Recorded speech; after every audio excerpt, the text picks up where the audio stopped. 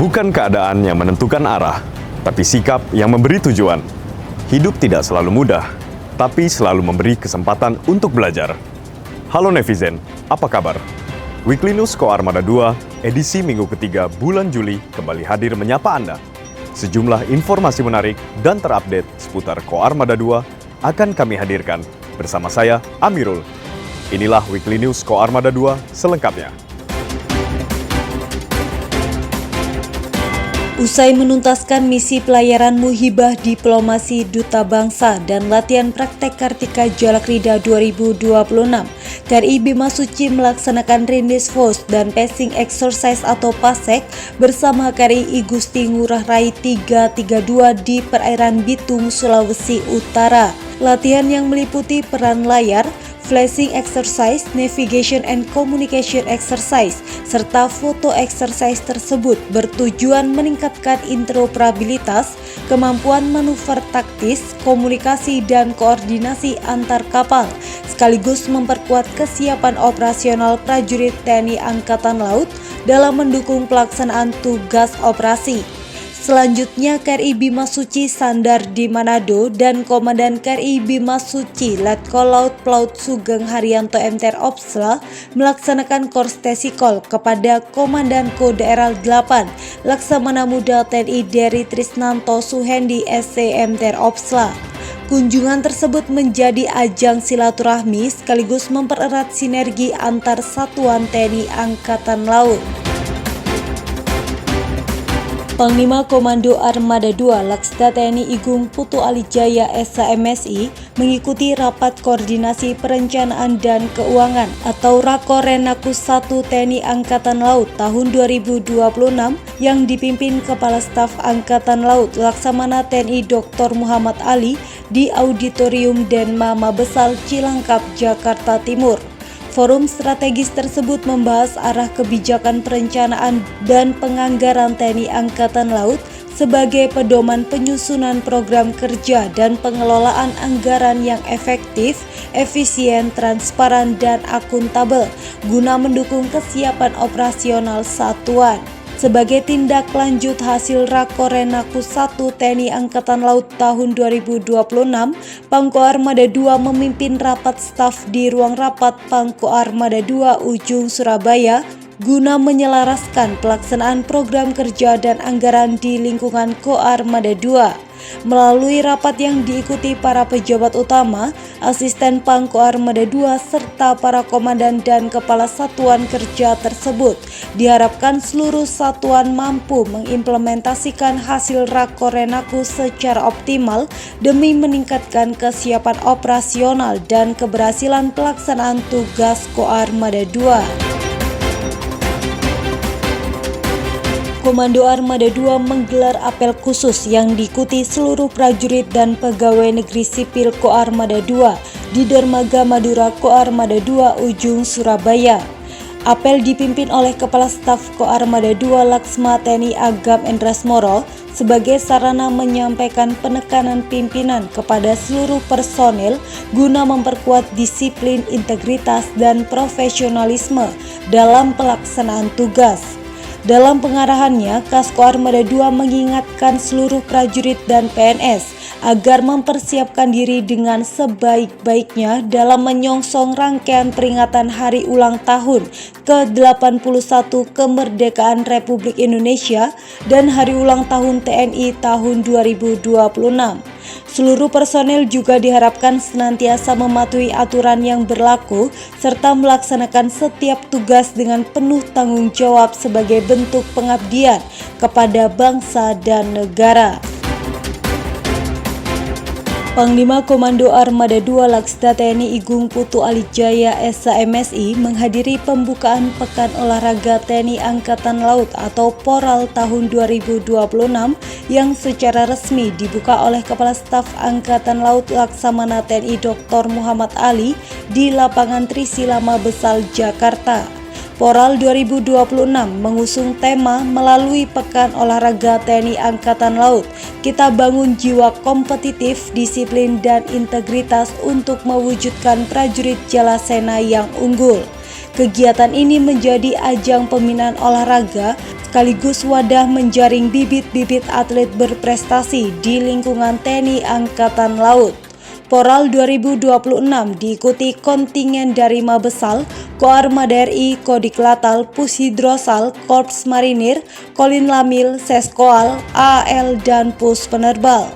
Pertandingan berlangsung pada 13 hingga 16 Juli 2026 dengan mempertandingkan 5 cabang olahraga, yaitu sepak bola, bola voli, tenis lapangan, tenis meja, dan bulu tangkis. Staf Komunikasi dan Elektronika atau Skomlek Koarmada II menggelar pelatihan peningkatan kompetensi pengawak mesin sandi tahun anggaran 2026 yang diikuti oleh 30 prajurit dari unsur KRI jajaran Koarmada II. Kegiatan tersebut berlangsung di ruang kelas di Skomlek Koarmada II. Pelatihan secara resmi dibuka oleh Pabansistek Skomlek Koarmada II, Letkol Laut Elektronika Ahmad Novik yang mewakili Asisten Komunikasi dan Elektronika atau Askomlek Pangko Armada II, Kolonel Laut Plaut Dados Raino. Kegiatan ini dilaksanakan selama 5 hari, mulai tanggal 13 hingga 17 Juli 2026. Sebanyak 1.101 orang peserta pendidikan dan pelatihan Sarjana Penggerak Pembangunan Indonesia atau SPPI Kampung Nelayan Merah Putih tahun 2026 dari Satdik 10A Puslatdik Sarmil Kodiklatal mendapat kesempatan mengenal lebih dekat kekuatan pertahanan maritim Indonesia melalui kunjungan edukatif ke Koarmada II Ujung Surabaya. Melalui kegiatan tersebut, para peserta tidak hanya memperoleh pembekalan mengenai peran TNI Angkatan Laut, tetapi juga meninjau fasilitas Monumen Jales Veva Jaya Mahe serta melaksanakan sip tour di KRI Makassar 590 dan KRI Surabaya 591 untuk melihat secara langsung kesiapan unsur-unsur TNI Angkatan Laut dalam mendukung tugas operasi maupun kemanusiaan. Netizen, berita selanjutnya, Pangko Armada II ambil sumpah 130 perwira penyidik tindak pidana tertentu di laut. Berikut berita selengkapnya untuk Anda. Panglima Koarmada II Laksda TNI Igung Putu Alijaya SHMSI mengambil sumpah 130 perwira penyidik tindak pidana tertentu di laut tahun 2026 di jajaran KRI Koarmada II yang berlangsung di Gedung Panti Cahaya Armada Ujung Surabaya. Dalam amanatnya, Pangko Armada II menegaskan bahwa penyumpahan tersebut bukan sekadar seremoni, melainkan awal dari amanah besar untuk melaksanakan tugas penegakan hukum di laut dengan menjunjung tinggi integritas, profesionalisme, serta menjaga kerahasiaan proses penyidikan. Para perwira juga diharapkan mampu menguasai hukum laut nasional maupun internasional, serta memiliki kemampuan melaksanakan penyelidikan, penyidikan, hingga pemberkasan perkara sesuai ketentuan yang berlaku. Sebelumnya, para perwira telah mengikuti kursus singkat keamanan laut yang diselenggarakan secara video conference sebagai bekal sebelum diambil sumpah. Dalam kegiatan tersebut, para peserta menerima pembekalan dari Kepala Dinas Hukum Koarmada RI, Kolonel Laut Hukum Yanto Suryanto SHMH, mengenai implementasi peraturan Kepala Staf Angkatan Laut nomor 11 tahun 2026 tentang penegakan hukum dan kedaulatan serta aturan pelibatan dalam menjaga keamanan di laut oleh TNI Angkatan Laut guna memperkuat pemahaman, profesionalisme, dan kesiapan para perwira dalam melaksanakan tugas penegakan hukum di wilayah perairan Indonesia. Panglima Komando Armada II Laksamana Muda TNI Igung Putu Alijaya SHMSI menerima Korstesikol Kepala Auditorat Militer Tinggi 3 Surabaya. Laksamana Pertama TNI Dr. Effendi Marwape SHMH bertempat di ruang VIP Nala Koarmada II Ujung Surabaya. Pertemuan berlangsung hangat dan penuh keakraban sebagai wadah mempererat tali silaturahmi sekaligus hubungan kerjasama serta koordinasi antar Koarmada II dan Auditorat Militer Tinggi 3 Surabaya. Sinergi tersebut diharapkan semakin memperkuat pelaksanaan penegakan hukum, khususnya dalam penanganan berbagai permasalahan hukum yang dihadapi oleh prajurit TNI maupun TNI Angkatan Laut di jajaran Koarmada II, khususnya di wilayah kerja Otmilti 3 Surabaya. Sebagai wujud komitmen bersama untuk menghadirkan respon yang cepat, terpadu, dan efektif demi keselamatan dan kesehatan masyarakat, Kepala Staf Koarmada II Laksamana Pertama TNI Agam Endrasmoro hadir mengikuti acara penyerahan bantuan alat kesehatan dan obat-obatan dari Kementerian Kesehatan Republik Indonesia kepada Koarmada RI dan jajarannya. Acara yang dilaksanakan melalui sarana video conference tersebut juga diikuti oleh Aster Pangkoarmada II dan Kadiskes Koarmada II berlangsung di Gedung Puskodal Koarmada II Surabaya. Pada kesempatan tersebut, Pangkoarmada RI Laksdia TNI Dr. Denny Hendrata yang diwakilkan oleh Kaskoarmada RI Laksda TNI Heri Triwibowo menerima bantuan alat kesehatan berupa oksigen konsentrator dan obat-obatan. Bantuan diserahkan langsung oleh Kepala Pusat Krisis Kesehatan Kemenkes RI Agus Jamaludin SKM Mkes.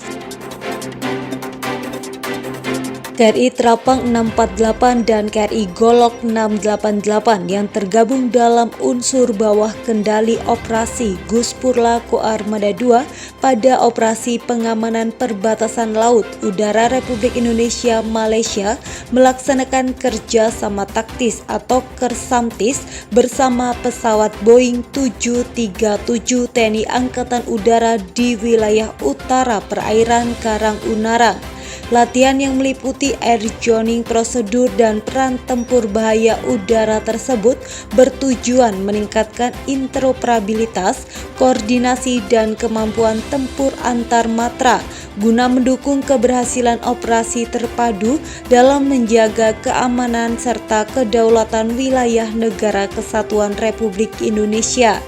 Sementara itu, dalam rangka mengasah keterampilan dan profesionalisme prajurit, personil KRI Hiu 634 melaksanakan latihan Visit Board Search and Seizure atau VBSS di perairan Selat Makassar. Latihan ini mencakup pemeriksaan dan penggeledahan kapal, close quarter battle, pengamanan barang bukti, hingga teknik pembebasan sandera sebagai bekal penegakan hukum di laut. Berbagai latihan tersebut merupakan implementasi arahan Pangkoarmada II Laksda TNI Igung Putu Alijaya SHMSI untuk terus meningkatkan kesiapsiagaan operasional, profesionalisme prajurit, dan sinergi antar satuan dalam menjaga keamanan serta kedaulatan wilayah perairan Indonesia. TNI Angkatan Laut bersama The United States Navy atau US Navy dan The United States Marine Corps atau USMC menggelar Initial Planning Conference untuk latihan bersama Cooperation of Laut Readiness and Training atau CART, Kerismerex dan Reconex 2026.